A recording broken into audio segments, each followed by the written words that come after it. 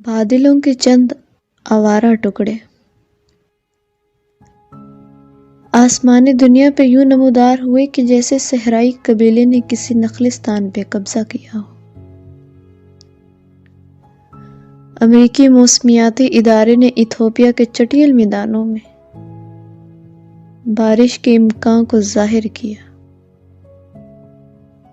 بوسیدہ ہڈیوں میں قید چند بوڑھی روحوں نے آسمان کا بغور مشاہدہ کیا اور اپنے تجربے کا ناجائز فائدہ اٹھاتے ہوئے محکمہ موسمیات کے امکان کی تائید کی۔ خشکی کے مارے ہوئے افریقی انسانوں میں زندگی کی ایک نئی رمق دوڑتی ہوئی محسوس ہوئی۔ پرندوں کے ایک بزدل گروہ نے بھیگ جانے کے ڈر سے گھونسلوں کا رخ کیا کہ اچانک عالمی امن کے علم برداروں نے بحر اوقیانوس کے کسی زیر سمندر کمرے سے برقی شعاعوں کو ایک انجان خلائی اسٹیشن کی جانب روانہ کیا۔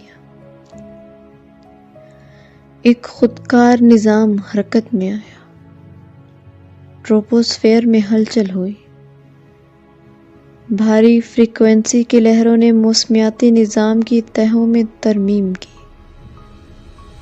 دیکھتے دیکھتے آسمان دنیا پہ حرکت ہوئی۔ بادل افریقی میدانوں سے یوں رخصت ہوئے کہ جیسے کوئی چرواہا سرِ شام ریوڑ کو ایک جانب دھکیل رہا ہو۔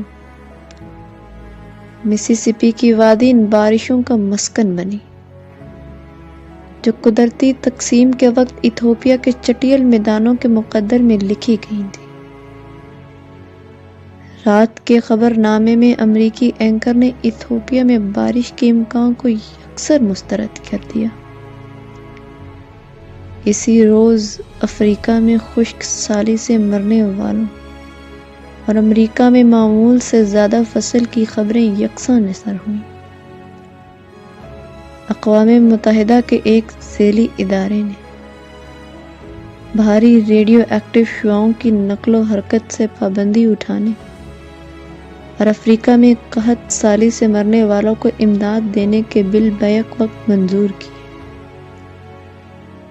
مہذب ملکوں نے ایتھوپیا میں قحط سالی سے مرنے والوں کے لیے 2 منٹ کی خاموشی اختیار کی اور غیر مہذب ملکوں نے اسی خاموشی کی تائید میں ہمیشہ کی چپ سادھ لی۔ آکسفورڈ یونیورسٹی کے ایک انجان کمرے میں بیٹھے بوڑھے ماہر لسانیات نے تھر تھراتے ہاتھوں سے